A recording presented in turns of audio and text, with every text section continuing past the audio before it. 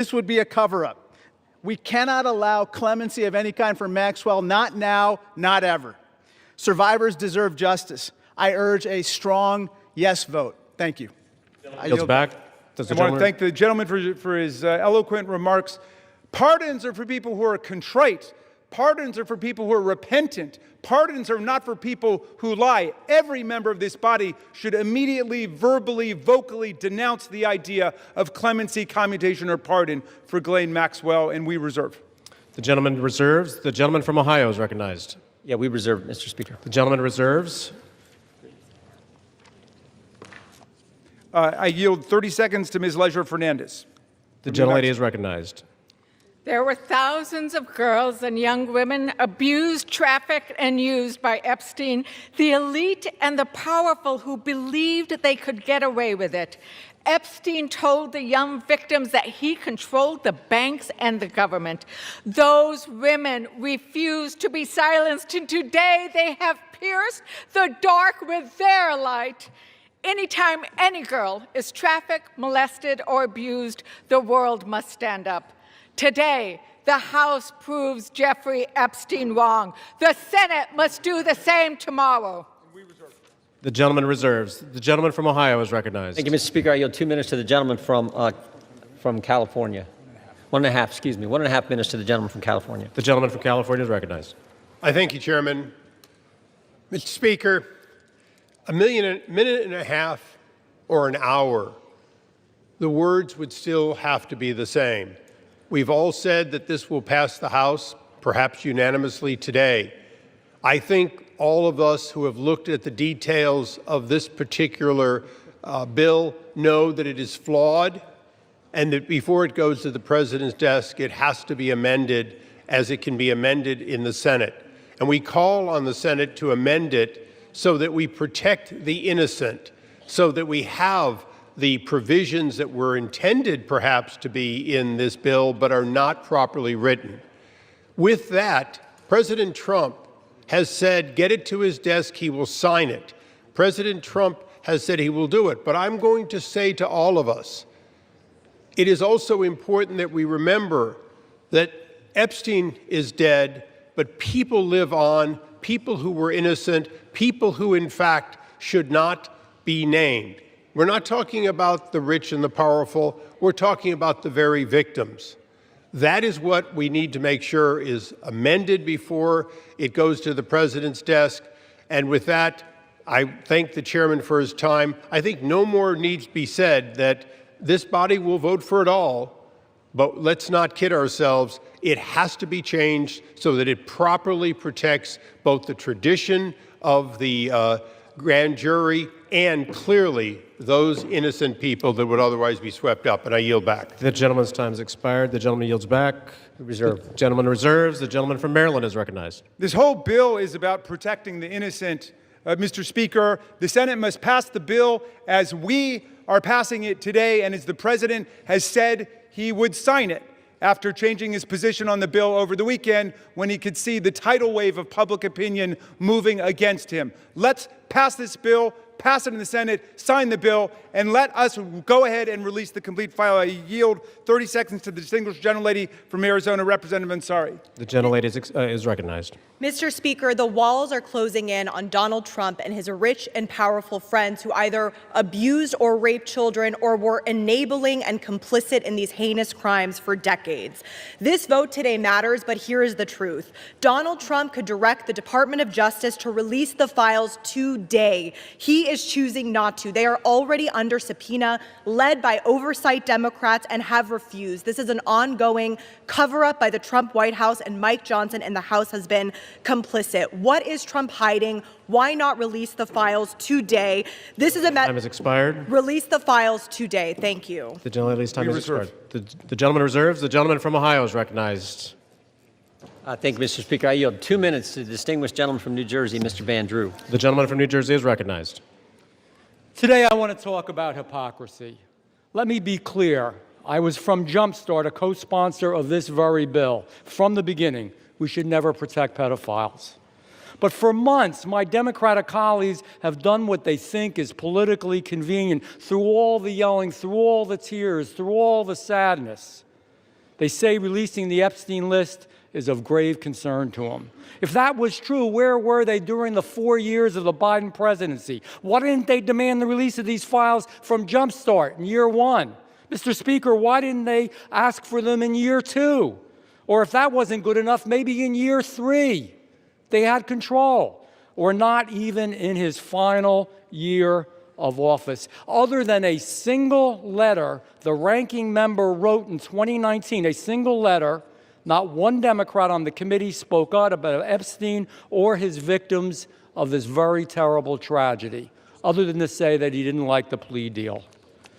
Let me say this. When they stand here today insisting how badly they want these files released, why didn't they do it? Yet they stayed silent for year after year after year after year under Joe Biden. It's impossible. Mr. Speaker, it is impossible to see that as genuine. What I see is a group more focused on scoring political points and drama than protecting abused children. The record is clear. Under Republicans, far more information has been released in the last 6 months than was done during all 4 years of the previous presidency under Joe Biden.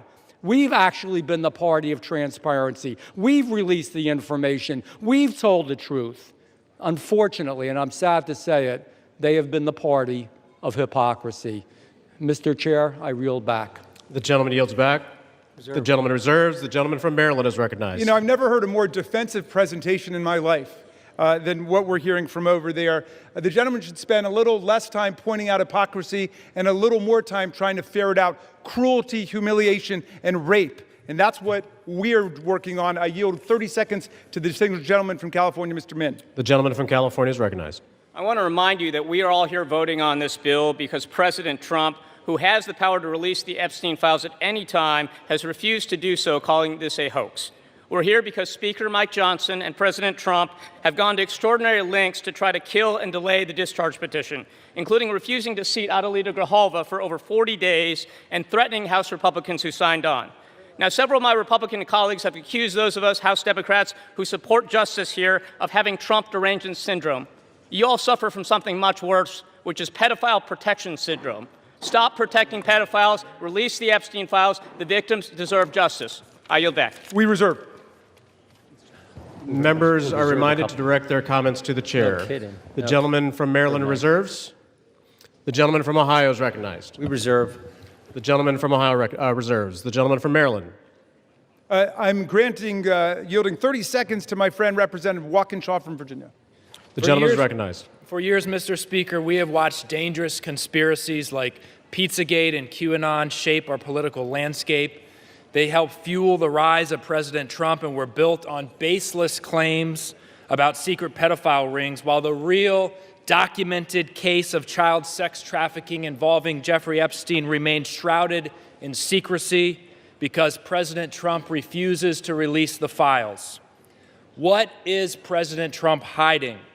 Why won't he release the files? The House finally has the opportunity to act. Release the files and let the American people see the truth. I yield back. The gentleman yields back. We reserve. The gentleman reserves. The gentleman from Ohio is recognized. We reserve. The gentleman reserves. The gentleman from Maryland is recognized. Granting 30 seconds to the very distinguished gentlelady who is finally with us, Representative Adelita Grijalva from Arizona 7th. The gentlelady is recognized. Thank you. Mr. Speaker, I rise today to acknowledge the survivors, family members, and advocates who are here today and have never given up. The legislation in front of us, at its core, is about something very simple. The survivors deserve justice. The American people deserve the truth.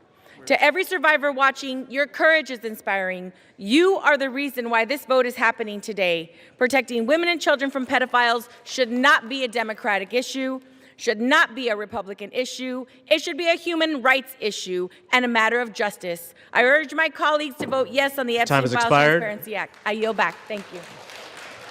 Thank you, and we reserve.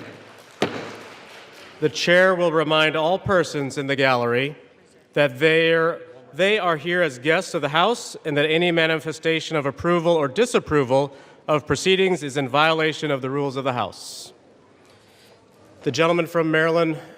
Yeah, but I'll just add, they're here as honored guests of the House, and we're delighted they're here, and with that, we reserve. The gentleman reserves. The gentleman from Ohio is recognized. Yeah, we reserve. The gentleman reserves. The gentleman from Maryland. I'm granting 30 seconds to Representative Lois Frankel from Florida. The gentlelady from Florida is recognized. Mr. Speaker, for far too long, the survivors of Jeffrey Epstein's abuse were failed by a justice system that minimized their suffering and prosecutors who treated young girls as if they were criminals. That was wrong, and I am here with my colleagues to promise this. We will get to the bottom of why the Epstein survivors were treated so badly, who made those decisions, and who were they protecting. No more secrecy, no more excuses. We all deserve the truth, and I thank the survivors for their courage and perseverance. Your voices are being heard. The gentlelady yields back. The gentleman reserves the balance of his time. The gentleman from Ohio. Thank you, Mr. Speaker. I yield 1 minute to the distinguished gentleman from the great state of Louisiana, the Speaker of the United States House of Representatives, Mr. The gentleman from Louisiana is recognized. Thank you, Mr. Speaker. Thank you, Chairman Jordan, for doing such an extraordinary job on all of this. For 43 long days, the Democrats held this House and the entire country hostage. Finally, with the lights back on, this body's returning to our regular legislative session. We have a lot of work to do. My colleagues on this side of the chamber are ready and eager to get back to our urgent legislative work that we promised the American people we would do. We've got to continue lowering the cost of health care. We've got to bring down prices for American families, and we've got to finish the regular appropriations process, just to name a few of those priorities. And I wish I could say that our first order of business would be to get to those urgent priorities, but of course we're here spending time on the floor about something else. This is something we could have resolved last week when we brought a unanimous consent to pass this discharge with the full support of the body. But our friends over here who are arguing today stalled that. They objected to it, and they wanted to have this exercise instead. And that's why we say that this is a show vote. That's what this is. They're making a show of it. And it really is a shame. We have some heroic women in the chamber today. I met with many of them a while back. They're in the gallery here. They have come forward. They have shown their faces. They've used their names to share the unspeakable tragedies that many of them were subjected to, some of them when they were very young.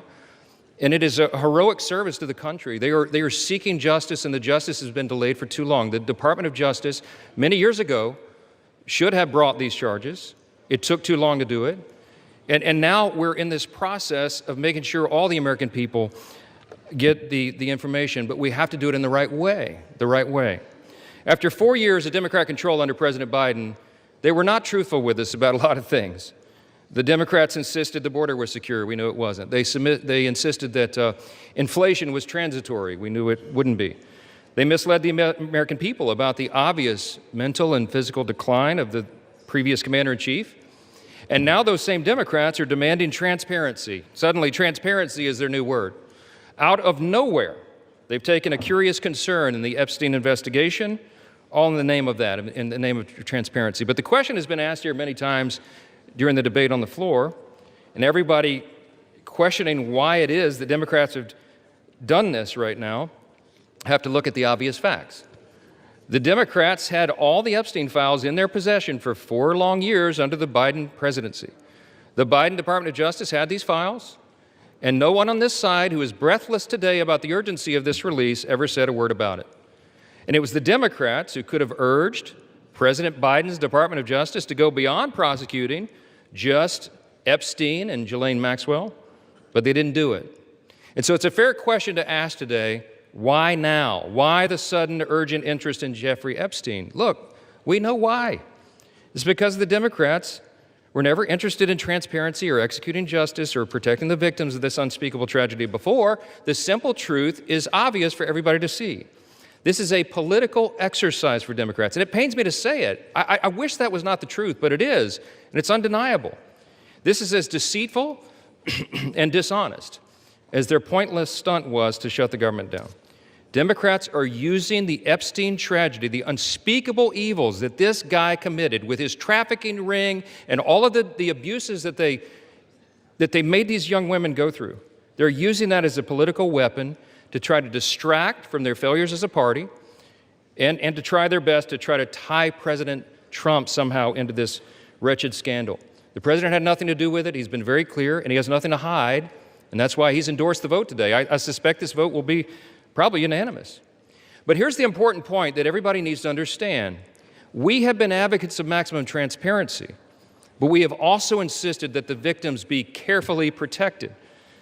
The Oversight Committee has been doing extraordinary work, and we've got some of the most vigorous advocates on the Republican and Democrat side on the Oversight Committee. They've been working in earnest to deliver transparency for the American people and to do it in a responsible manner. What do we mean by that? The bipartisan effort over there is already producing all the results that the discharge petition seeks and much, much more. Chairman Comer and all of these advocates over there have been releasing thousands of documents, for example, from the Epstein estate. And by the way, in my view, that's been the greatest treasure trove of information because it's yielded for us Epstein's own personal flight logs, his financial records, his daily calendars, and so much more. But importantly, none of that was addressed or is addressed in the legislation that's being voted on today. The estate files wouldn't even have been encompassed in that. And so it goes to show that the Oversight Committee is doing it from the right way. From the very beginning, we've been insistent that this matter be handled carefully and with the utmost caution and care for the people who have been harmed. They should not be made to suffer any longer. We're talking about real people's lives at stake here, and young victims who don't want to be dragged into this political game that could get hurt further. But the Democrats are rushing the release of thousands of unsubstantiated documents that may be included in this, that are going to be in the public domain with the passage of this bill. And there are serious deficiencies in the legislation that I have noted at length, and Republicans have to work to address those deficiencies in the Senate if and when this legislation is advanced. I stood before the American public today at our press conference, and I explained in detail the dangers of the discharge petition. We have posted at my website, speaker.gov, a summary. The legal counsel, a small army of lawyers, put this together. I used to be a federal court litigator. Many of my colleagues who have spoken today were. We understand the dangers of how this was haphazardly drawn up. And among them, by the way, Mr. Speaker, before I forget, I seek unanimous consent to enter into this document into the record. It's on the website. It's entitled, How the Flaws of H.R. 4405 Could Re-Victimize Epstein's Victims, Create New Victims, and Damage the Judicial System. It is dated today. Thank you. And it summarizes just 5 or 6 of the major concerns. Among them, it fails to fully protect victim privacy. It could create new categories of victims. It potentially jeopardizes grand jury secrecy. It fails to prohibit release of child sexual abuse materials that are not appropriately defined in the legislation. It jeopardizes future federal investigations, and we have national security concerns regarding classified information. We'll put this in the record because we need the legislative record to reflect what is the legislative intent behind this vote. I used to litigate cases. We would litigate federal statutes and whether or not they could survive, and legislative intent is important, and we need to say clearly for the record, as a Speaker of the House, I'm saying to you, this legislation that will pass today is flawed and it must be amended. The question is, why didn't we amend it here before we passed it? Because the authors won't allow it. Because under the rules of the House, under a discharge petition, they have to agree to consent for the legislation to be amended, and they're not doing that.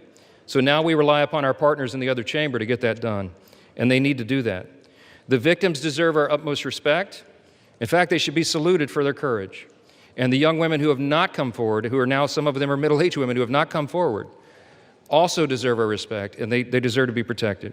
Republicans support transparency. We want maximum transparency, especially when it comes to disclosing the names of anybody who had anything to do with these evils, anybody who conspired with or aided in any way Jeffrey Epstein.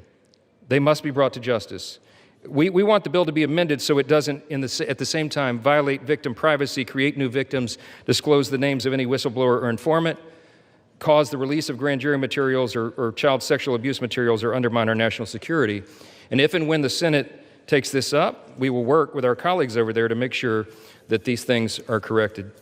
I'll just close with this simple thought. We've been at this a while. It's drug on for a while, but it's time for this to come to light. I expect that this will be a unanimous vote, and it will reflect what I think every member in this chamber, and I'll say this now, at least in recent days, every member of the chamber on the Democrat side, they didn't say anything for 4 years, but they're for maximum transparency now, and so is this side. But we want to do it in a respectful and careful manner so that we don't subject innocent people to further harm. And that has been the whole thing. I told all my members today I'll be voting yes on this, and I suspect almost everyone will. We'll send it to the Senate, and we hope it's corrected. Thank you for the time, Mr. Speaker, and I yield back. Gentleman reserves. The gentleman from Maryland is recognized. I'm yielding to Mr. Gomez for the sole purpose of making a parliamentary inquiry. Mr. Gomez is recognized. Mr. Speaker, I rise to ask a point of parliamentary inquiry. Is this an appropriate time to point out that the Republicans named children's savings account in their so-called one big beautiful bill after Donald Trump, someone connected to one of the most notorious pedophiles in this country, or that the Speaker of the House just lied on the floor by stating that there was protection, there isn't protections for the victims in the Epstein bill. The gentleman is no longer recognized. The gentleman from Maryland, you are recognized. Thank you. I am prepared to close. I've got no more speakers on my side. The gentleman reserves. Gentleman from Ohio is recognized. Thank you, Mr. Speaker. No. Gentleman from Ohio has 30 seconds. Can I inquire how much time is remaining? 30 seconds.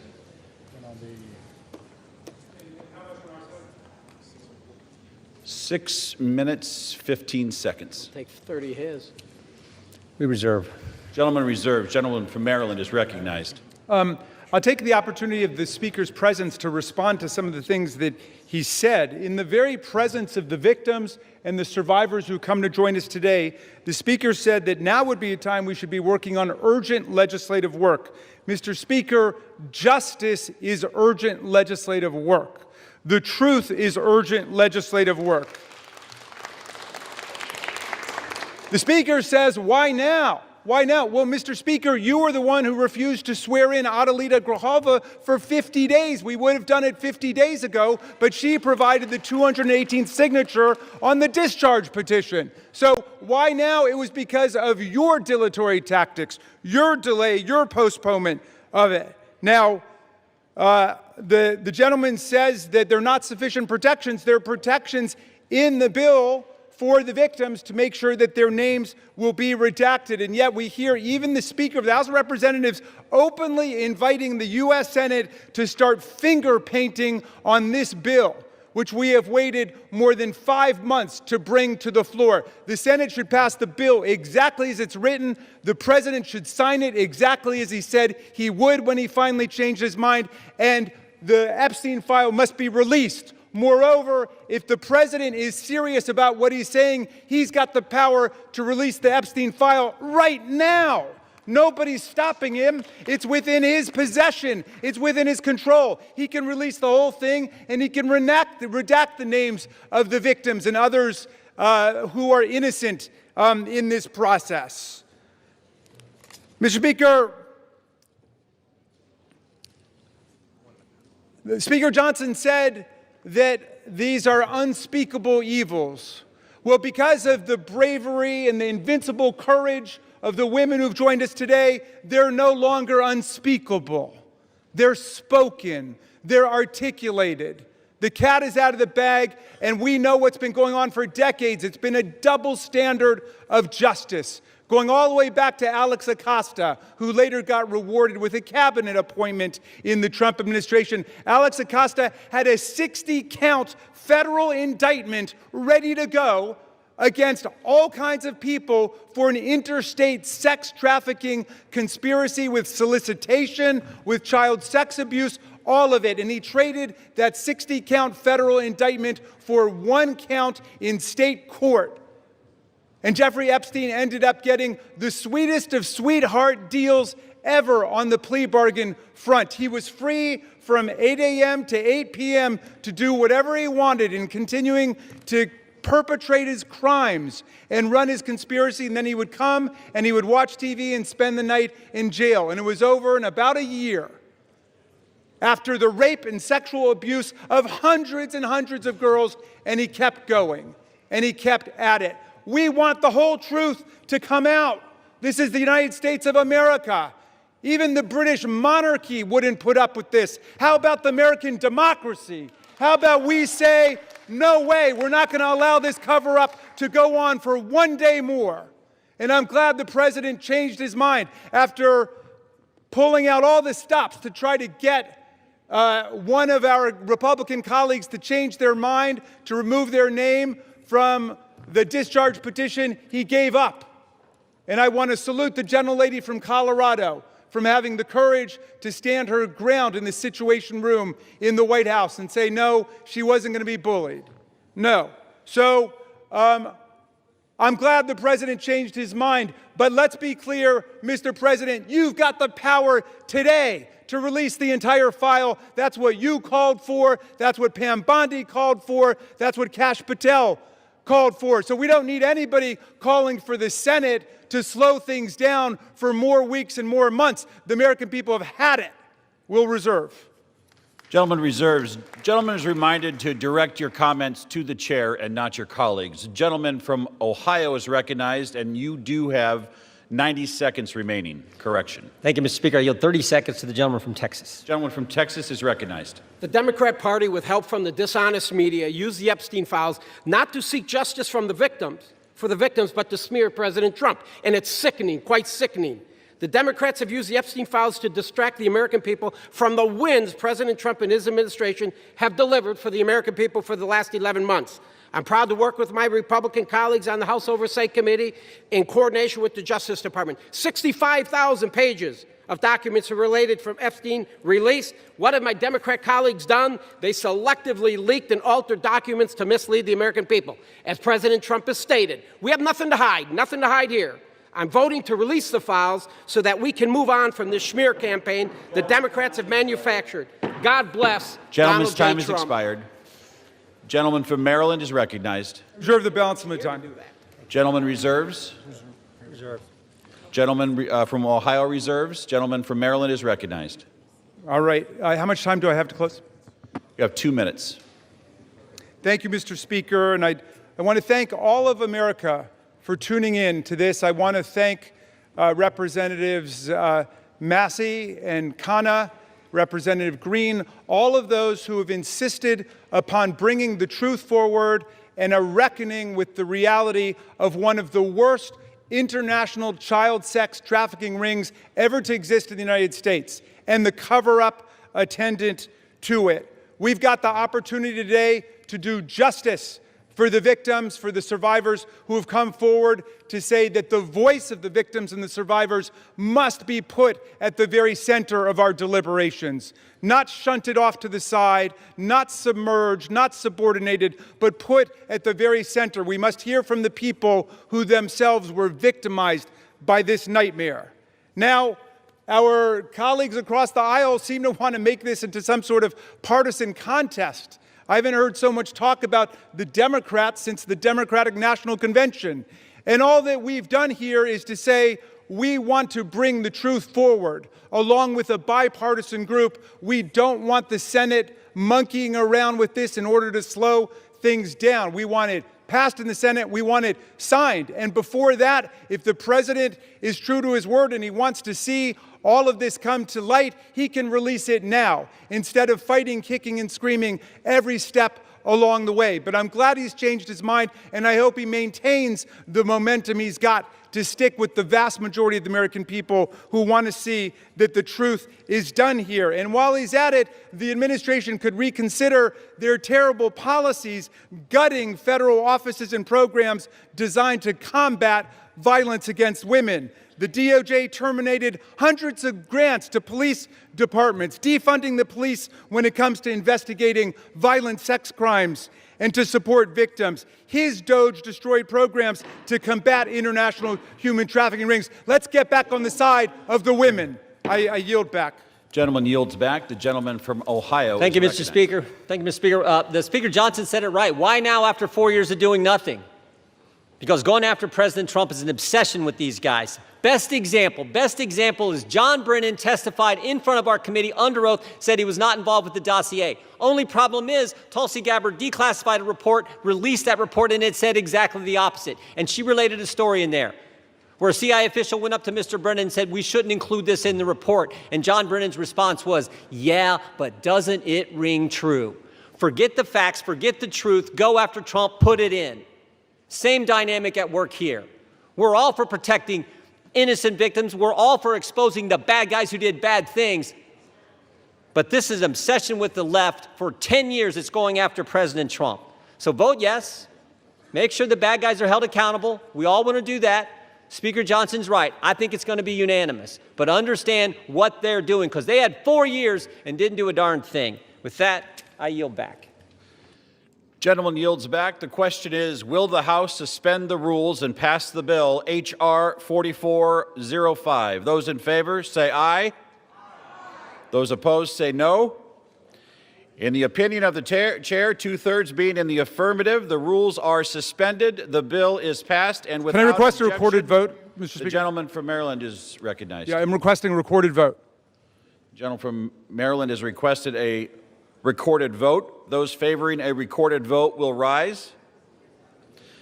A sufficient number having risen, a recorded vote is ordered. Members will record their votes by electronic device. Pursuant to Clause 9 of Rule 20, this 15-minute vote on the motion to suspend the rules will be followed by 5-minute votes on ordering the previous question on House Resolution 879, adoption of House Resolution 879 if ordered, and adoption of House Resolution 878. This is a 15-minute vote.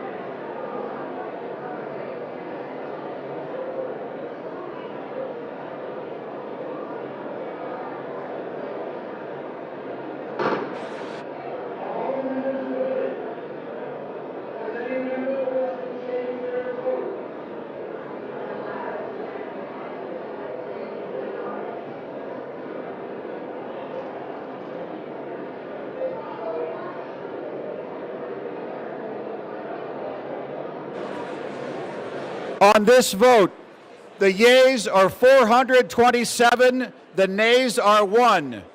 2/3 being in the affirmative, the rules are suspended, the bill is passed, and without objection, the motion to reconsider is laid on the table.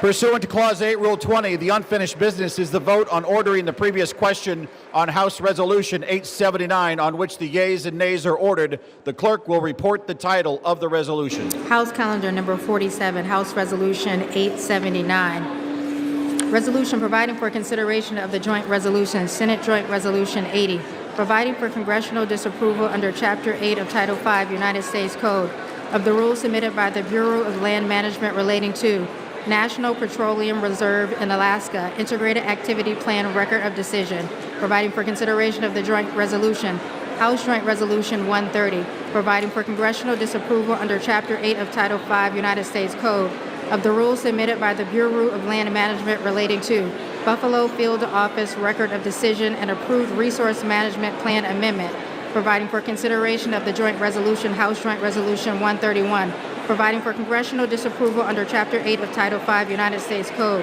of the rules submitted by the Bureau of Land Management relating to Coastal Plain Oil and Gas Leasing Program Record of Decision, providing for consideration of the concurrent resolution, House Concurrent Resolution 58, denouncing the horrors of socialism, providing for consideration of the bill, H.R. 1949, to repeal restrictions on the export of import of natural gas, providing for consideration of the bill, H.R. 3109, to require the Secretary of Energy to direct the National Petroleum Council to issue a report with respect to the petrochemical refineries in the United States and for other purposes, providing for consideration of the bill, H.R. 5107, to repeal the Comprehensive Policing and Justice Reform Amendment Act of 2022, enacted by the District of Columbia Council, providing for consideration of the bill, H.R. 5214, to require mandatory pretrial and post-conviction detention for crimes of violence and dangerous crimes and require mandatory cash bail for certain offenses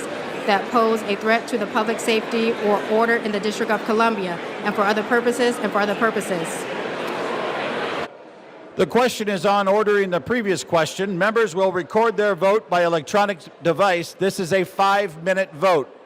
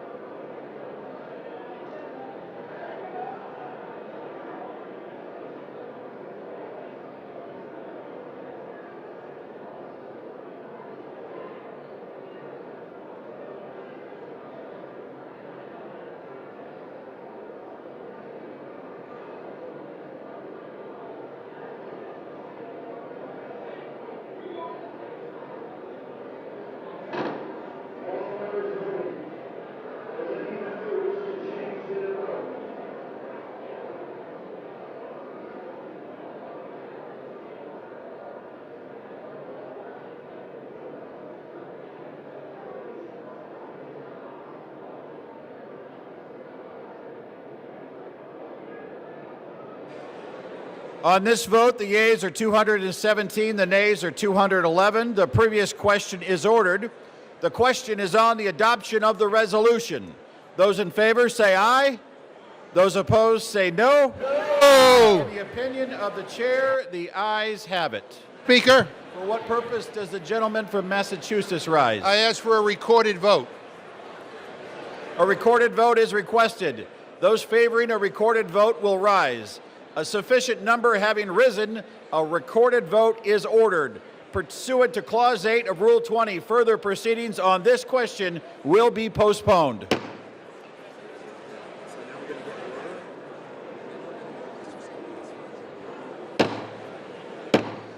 The House will be in order.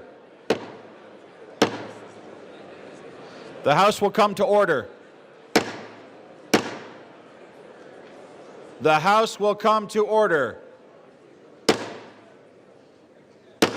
For what purpose does the gentleman seek recognition? To speak out of order for 1 minute, Mr. Speaker. Without objection, the gentleman is recognized. Thank you, Mr. Speaker. Today I rise to recognize a man whose dedication, steadiness, and wisdom have shaped not only my work in this chamber, but the work of this institution itself. I'm talking about my Chief of Staff, Brett Horton.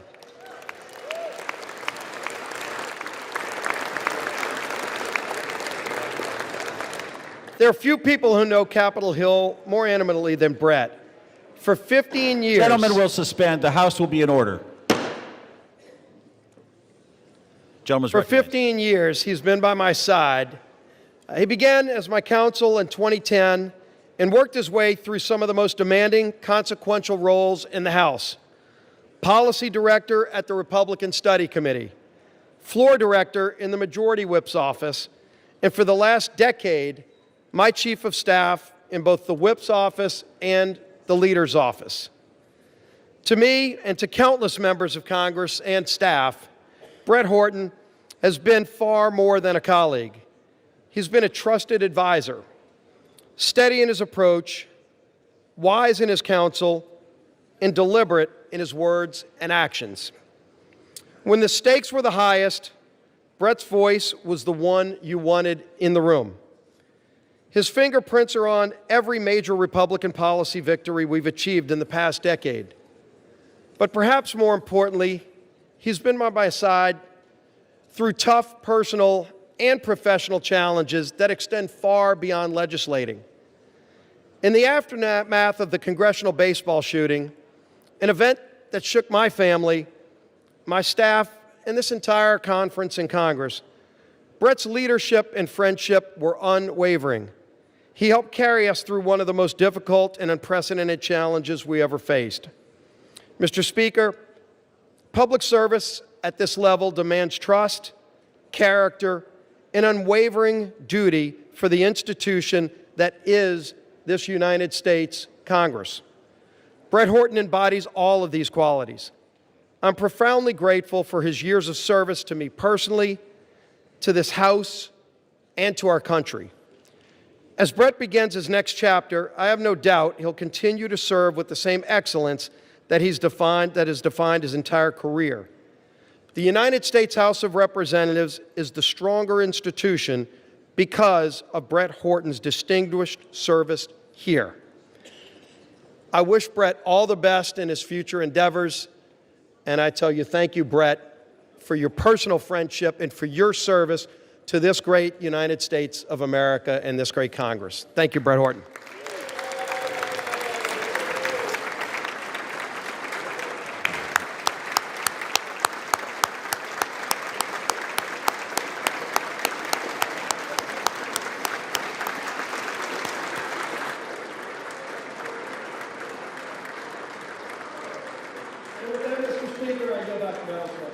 Gentleman yields back. Pursuant to Clause 8 of Rule 20, the unfinished business is the vote on the adoption of House Resolution 879, on which a recorded vote is ordered. The clerk will report the title of the resolution. Calendar number 47, House Resolution 879.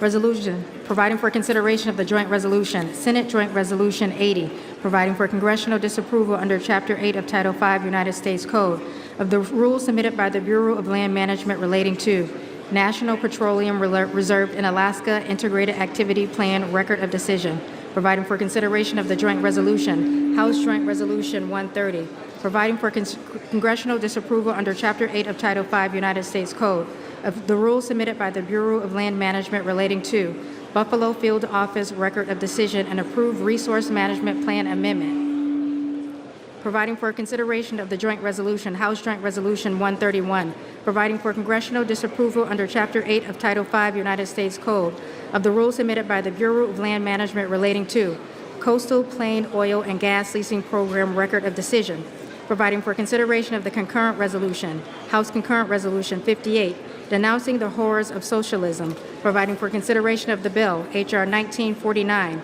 to repeal restrictions on the export and import of natural gas, providing for consideration of the bill, H.R. 3109, to require the Secretary of Energy to direct the National Petroleum Council to issue a report with respect to the petrochemical refineries in the United States and for other purposes, providing for consideration of the bill, H.R. 5107, to repeal the Comprehensive Policing and Justice Reform Amendment Act of 2022, enacted by the District of Columbia Council, providing for consideration of the bill, H.R. 5214, to require mandatory pre-trial and post-conviction detention for crimes of violence and dangerous crimes and require mandatory cash bail for certain offenses that pose a threat to the public safety or order in the District of Columbia and for other purposes and for other purposes.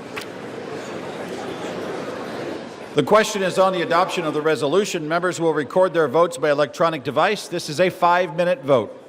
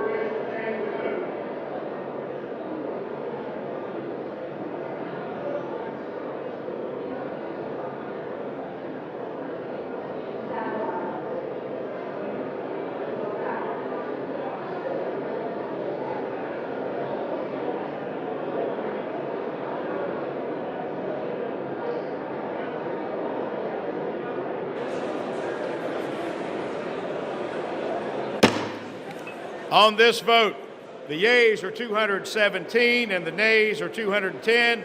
The resolution is adopted without objection. The motion to reconsider is laid on the table.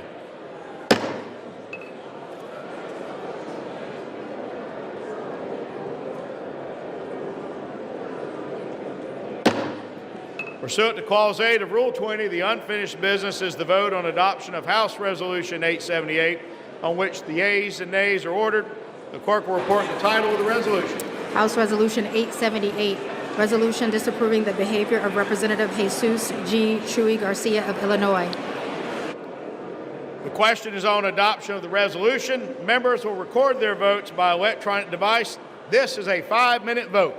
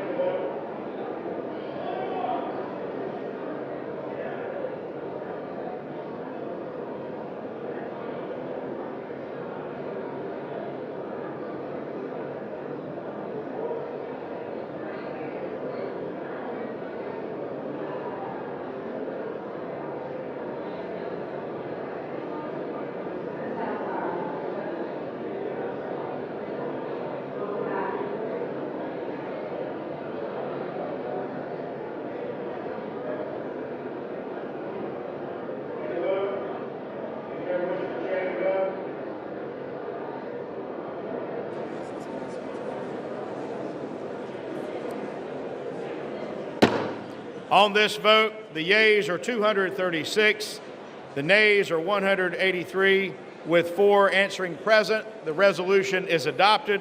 Without objection, the motion to reconsider is laid upon the table.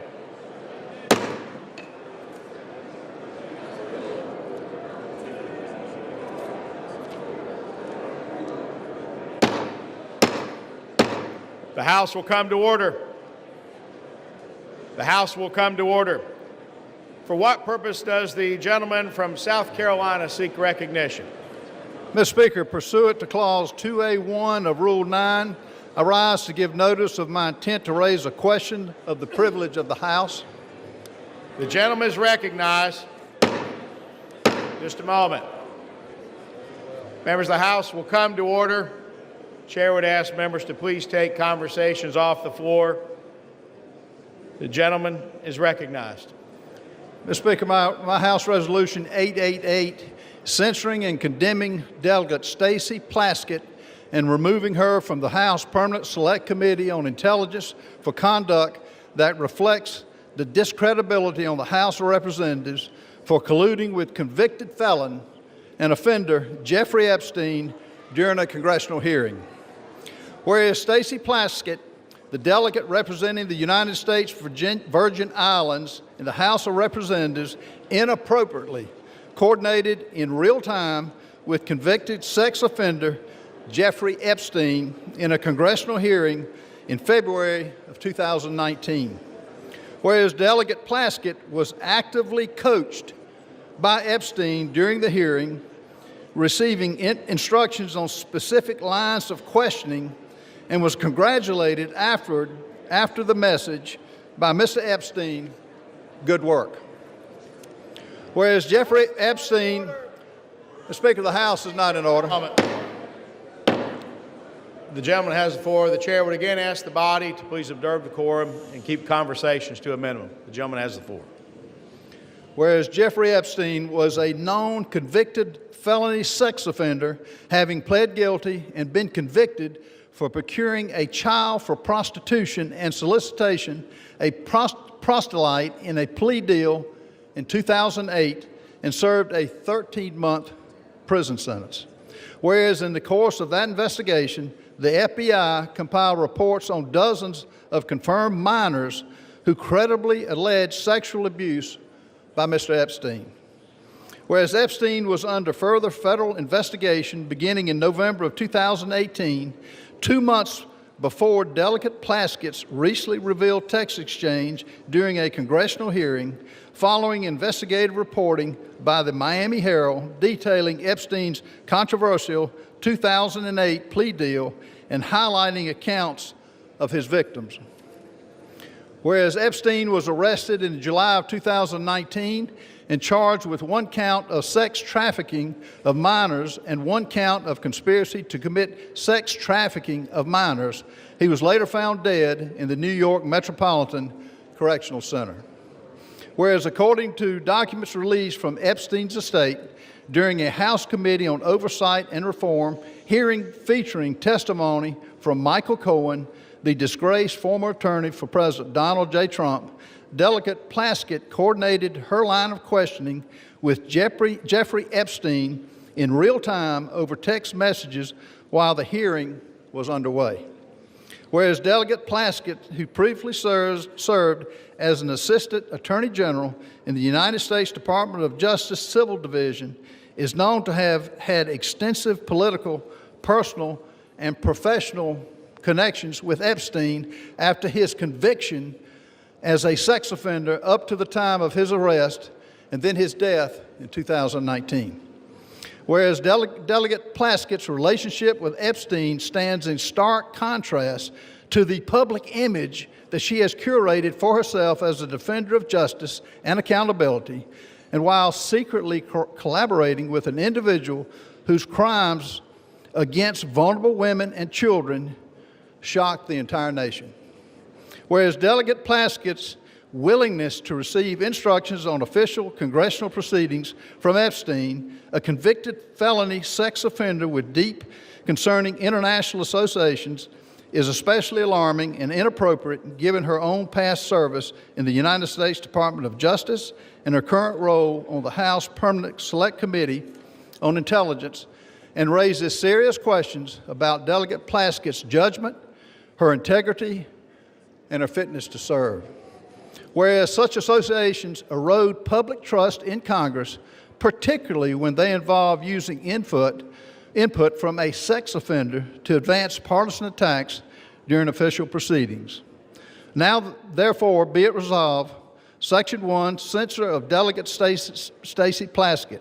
Resolved that the House of Representatives censures and condemns Delegate Stacey Plaskett for inappropriate coordination with convicted sex offender Jeffrey Epstein during a congressional hearing which reflects discreditably on the House of Representatives, and directs the Committee on Ethics to conduct a full investigation to the extent of Plaskett's ties to Epstein and any further improprieties. Section 2, remove from House Permanent Select Committee on Intelligence. The following named member be and is hereby removed from the following committee on the House of Representatives. Permanent Select Committee on Intelligence, Ms. Plaskett. The chair will now recognize the gentleman from South Carolina to offer the resolution just noticed. Does the gentleman from South Carolina offer the resolution? I do. The clerk will report the resolution. House Resolution 888. Whereas Stacey Plaskett, the delegate representing the United States Virgin Islands in the House of Representatives, inappropriately coordinated with convicted sex offender Jeffrey Epstein in a congressional hearing in February 2019. Whereas Delegate Plaskett was actively coached by Epstein during the hearing, received instructions on specific lines of questioning, and was congratulated afterwards with the message, "Good work." Whereas Jeffrey Epstein was a known convicted felony sex offender, having pled guilty and been convicted for procuring a child for prostitution and for soliciting a prostitute in a plea deal in 2008 and served a 13-month sentence. Whereas in the course of that investigation, the FBI compiled reports on dozens of confirmed minors who credibly alleged sexual abuse by Epstein. Whereas Epstein was under further federal investigation beginning November 2018, 2 months before Delegate Plaskett's recently revealed text exchange during a congressional hearing, following investigative reporting by the Miami Herald detailing Epstein's controversial 2008 plea deal and highlighting accounts of his victims. Whereas Epstein was arrested in July 2019 and charged with 1 count of sex trafficking of minors and 1 count of conspiracy to commit sex trafficking of minors, and he was later found dead in the New York Metropolitan Correctional Center. Whereas according to documents released from Epstein's estate, during a House Committee on Oversight and Reform hearing featuring testimony from Michael Cohen, disgraced former attorney to President Donald J. Trump, Delegate Plaskett coordinated her line of questioning with Jeffrey Epstein in real time over text message while the hearing was underway. Whereas Delegate Plaskett, who previously served as an Assistant Attorney General in the U.S. Department of Justice Civil Division, is known to have had extensive political, personal, and professional connections with Epstein after his conviction as a sex offender up to the time of his arrest and then death in 2019. Whereas Delegate Plaskett's relationship with Epstein stands in stark contrast to the public image she has curated for herself as a defender of justice and accountability, while secretly collaborating with an individual whose crimes against vulnerable women and children shocked the nation. Whereas Delegate Plaskett's willingness to receive instructions on official congressional proceedings from Epstein, a convicted felony sex offender with deeply concerning international associations, is especially alarming and inappropriate given her own past service in the U.S. Department of Justice and her current role on the House Permanent Select Committee on Intelligence, and raises serious questions about Delegate Plaskett's judgment, integrity, and fitness to serve. And whereas such associations erode public trust in Congress, particularly when this involves using input from a sex offender to advance partisan attacks during official proceedings, now therefore be it resolved. Section 1, Censure of Delegate Stacey Plaskett. The House of Representatives, 1, censures and condemns Delegate Stacey Plaskett for inappropriate coordination with convicted sex offender Jeffrey Epstein during a congressional hearing, which reflects discreditably on the House of Representatives, and 2, directs the Committee on Ethics to conduct a full investigation into the extent of Plaskett's ties to Epstein and any potential further improprieties. Section 2, removal from House Permanent Select Committee on Intelligence. The following named member be and is hereby removed from the following committee of the House of Representatives. Permanent Select Committee on Intelligence, Ms. Plaskett. The resolution qualifies. For what purpose does the gentlelady from Massachusetts rise? Mr. Speaker, I have a motion at the desk. The clerk will report the motion. Ms. Clark of Massachusetts moves to refer the resolution to the Committee on Ethics. The gentlelady from Massachusetts is recognized for 1 hour. Mr. Speaker, today we have finally taken a vote that recognizes the need for the survivors and victims of Jeffrey Epstein to have justice and transparency. And not minutes later, the gentleman from South Carolina is filing yet another partisan resolution. I ask all of my colleagues to support this motion to refer this to the Ethics Committee, and I yield back my time. Without objection, the previous question is ordered. The question is on the motion to refer. All those in favor say aye. Aye. All those opposed say no. No. In the opinion of the chair, the noes have it. Mr. Speaker. And the motion is not adopted. What Mr. purpose? Speaker, I request to call the yeas and nays. The yeas and nays are requested. Those favoring a vote by the yeas and nays will rise. A sufficient number having risen, the yeas and nays are ordered. Members will record their votes by electronic device.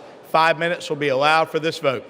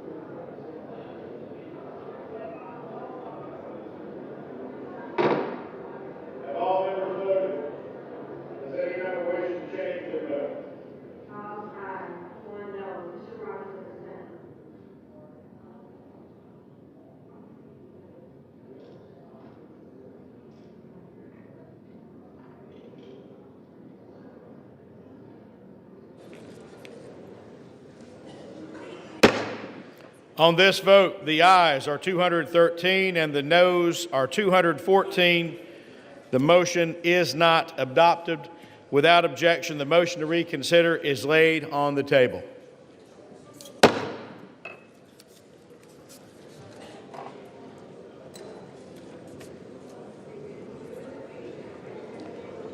Pursuant to Clause 2 of Rule 9, the gentleman from South Carolina, Mr. Norman, and the gentleman from Maryland, Mr. Raskin, each will control 30 minutes. The chair recognizes the gentleman from South Carolina. Thank you, Mr. Speaker. And just a moment. The chair would ask the House to come to order again, would ask members to take conversations off the floor so that the members can be given due accord and respect during the period of debate. The gentleman has the floor. Thank you, Mr. Speaker. I rise today because the House of Representatives has a responsibility and a duty to protect the integrity of this institution. And what we learned from the documents released by Jeffrey Epstein's estate is nothing short of alarming.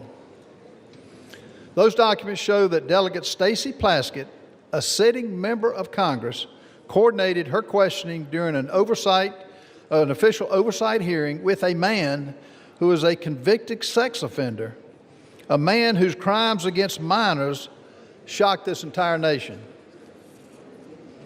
Let me be clear, this was just not casual contact. There were deliberate communications, and they shaped her official line of questioning in a congressional hearing. The American people expect honesty. The American people expect integrity and judgment from their elected officials. They expect members of Congress to conduct themselves with one word: decency, not to seek advice from a predator who exploited minor children. This resolution does not accuse. It acknowledges what is documented. It censures Delegate Plaskett for her conduct, removes her from the Intelligence Committee, where her judgment is paramount, and directs a full investigation into the extent of her relationship with Mr. Epstein. Some will try to spin this as politics, but protecting the honor of this body is not partisan. It's not Democrat. It's not Republican. Standing against a convicted predator's influence in our proceedings is not partisan. It's basic decency. We cannot pretend this didn't happen. The American people deserve better. Speaker, I reserve. The gentleman reserves. The gentleman from Maryland is recognized. Thank you kindly, Mr. Speaker. I yield myself such time as I may consume. The gentleman is recognized. And I rise in opposition to this resolution.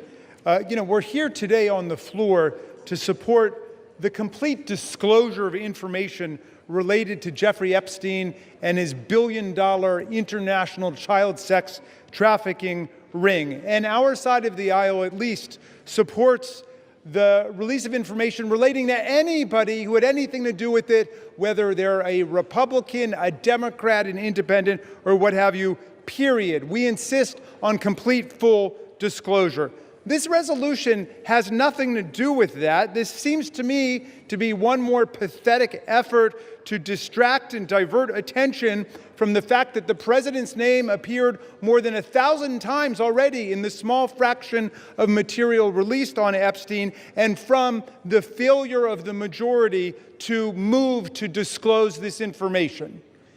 And it is this bipartisan group that we've had behind the discharge resolution, which has insisted on bringing this to the fore, and we've got nothing but obstruction, opposition, resistance, evasion, distraction, and diversion from the other side. And now we get one more resolution like this. The resolution actually proposes a disciplinary censure against Representative Stacey Plaskett, but amazingly alleges no misconduct. It does not allege the violation of the Constitution. It does not allege the violation of a federal law or a state law or local law. It does not even allege a violation of the ethics rules of the House of Representatives, and yet they want to censure her and throw her off of her committee. This, a distinguished former federal prosecutor, diligent public servant, representative of the people of the Virgin Islands. Now, Criminal justice has two parts to it. One is insisting upon legal accountability for people who do wrong. The other part of it is due process, which may be the two most beautiful words in the English language, certainly the two most beautiful words in the Constitution of the United States. It's due process that protects all of our freedoms and our rights against the arbitrary power of government and the will just to punish somebody without any process at all. But that's exactly what's going on here. Think about it. Ghislaine Maxwell had due process. She had a right to counsel. She had a right to hearing. She had a right to hear the evidence against her. She had a right to put on her case. She had a right to cross-examine. She had a right to a neutral, impartial tribunal. She had a right to unanimous verdict of a jury. And all of that she had, and she was found guilty. And that's why she was sentenced to jail for 20 years, even though Donald Trump has transferred her from a real prison to a prison camp where she's gotten very special pampered treatment, like she's in a Trump hotel. She gets room service to her cell. She gets gym privileges other inmates don't get. She gets to use the warden as a go-between with people outside of the institution and so on. But in any event, she had due process. Donald Trump had due process. He was convicted on 34 felonies, but he had the right to counsel. He had the presumption of innocence. He had a unanimous jury trial right. They had a right to cross-examine everybody, put their own witnesses on. Now, they want to take a former United States prosecutor, the representative of the people of the Virgin Islands, and without even going to the ethics committee, much less a court, they want to arraign her on some charges based on a newspaper article that she did something lawful. However ill-advised it may have been, she took a phone call from one of her constituents. Now, I don't think it is the position of the very distinguished gentleman that if we find Jeffrey Epstein on the phone with Donald Trump, he should be impeached for it, or is that his position? Is his position that any time Jeffrey Epstein got somebody on the phone, and he got a lot of people on the phone, that person is suddenly guilty? That sounds like guilt by association. That sounds like collective guilt. Our minority whip introduced a perfectly reasonable amendment to say, let's refer this to an ethics committee. Let's have a real hearing. They didn't want to have a real hearing. They want to rush to judgment. Why? So there can be some headline that will please Donald Trump tomorrow instead of a unanimous statement, or forgive me, I think the distinguished gentleman from Louisiana may have dissented, but an otherwise unanimous verdict of the House of Representatives that the American people want all the files open. We've had enough of the cover-up. We want all of the truth.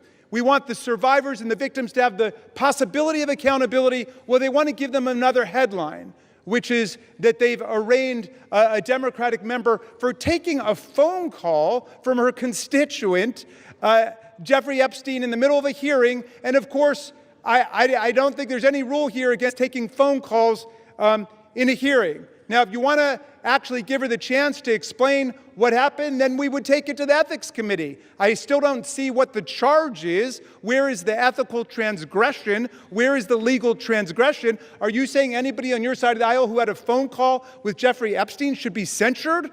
Be careful your answer there, because there's a lot more that's about to come out, right? So you should think about what is the principle behind this rush to judgment. I want to close just with this thought, because I know there were a lot of people in the chamber who were here when this happened, and a lot who weren't. There was a move to expel George Santos, who was a Republican member of the House from New York. And it was the same kind of rush to judgment, absolute political frenzy. And I looked at it for about 60 seconds. And then, I was a professor of constitutional law, so call me a legal nerd. But I said, wait, this guy's not been convicted of anything. Well, he's a Republican. Yeah, I know he's a Republican. He was not convicted in criminal court. To my knowledge, he had not been arraigned yet or convicted of anything in the ethics disciplinary process. They just said, well, there's bad press. We want to get rid of him.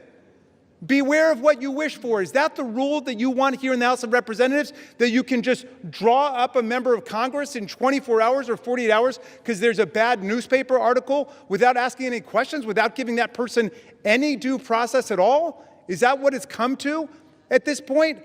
I mean, all we're asking for in the Epstein files is release the materials so we can check it out. They want to go ahead and censure and remove from a committee a distinguished member of the House of Representatives with no due process at all. I reject this. I hope the whole body will reject this, just like I voted and spoke against removing George Santos, a Republican on the other side of the aisle, because he had gotten no due process. I hope all of our colleagues will reject this absurd rush to judgment and attempt to change the subject here. I reserve the balance of my time.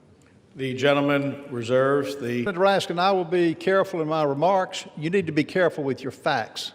You have an 11-year veteran of this body who should know better. You have an 11-year member of this body who took money. It wasn't a newspaper article. It was a fact. She took money from Jeffrey Epstein. It's ironic that you're taken up by defending Ms. Plaskett, which is going to the Ethics Committee, but she's lost her willingness or lost her ability to serve because she got irrational judgment by taking money from a convicted pedophile of young children. And it's unfathomable that you're taking the position that you are. These are facts. You mentioned Ghislaine Maxwell. She's not a sitting member of Congress. She, as a sitting member of Congress, she has relinquished any sense of duty to serve on these committees. With that, I want to yield as much time as needed for my good friend in Louisiana, Mr. Clay Higgins. And the chair would remind all members to please avoid engaging in personalities to direct all comments to the chair. The gentleman from Louisiana is recognized. I thank my colleague, Mr. Norman from South Carolina, and I thank my colleague, Mr. Raskin, for the salient points that he has brought to this debate. I also defended George Santos on this floor and opposed the means by which he was expelled. I think it was beyond the pale, and this is a responsibility that we bear in this body, is to determine the means by which our colleagues shall be reprimanded or disciplined. And the Constitution is clear on this. My friend, Mr. Raskin, knows full well that this body controls the means by which and the rules by which the members of Congress shall be disciplined. So we've had variances of opinions regarding, the exact disciplinary actions that should be embraced or rejected, member by member. But let me say that in this case, Ms. Plaskett's receiving text messages, this was so alarming to me. When I saw this and read it, I didn't believe it. I say to my friend, I thought perhaps it was media from a satirical site. It couldn't possibly be true, because we all know that a text message, a text exchange is rather intimate in the realm of communications. And to pierce into an actual congressional hearing for a member of Congress to receive and respond to a text message during a hearing, that is quite familiar, is it not?